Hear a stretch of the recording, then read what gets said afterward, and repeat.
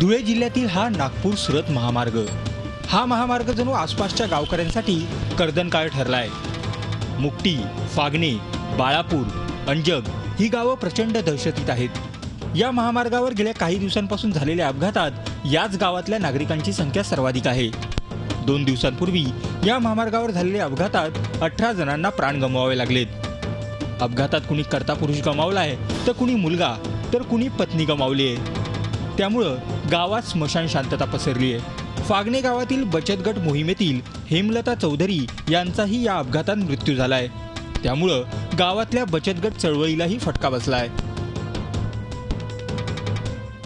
ती पाहिजे, मला मिळणार आहे का परत? मला सांगा, ती व्यक्ती परत येणार आहे का? येणार तर नाही।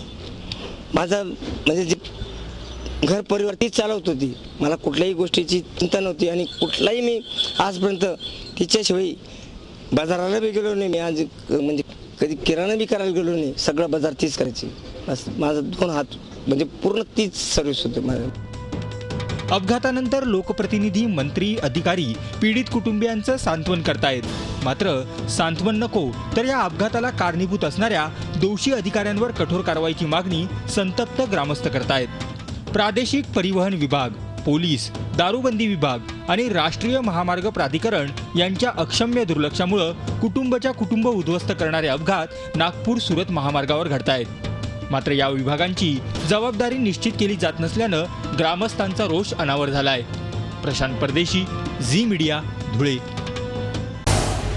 झी 24 तास रहा एक पाऊल पुढे।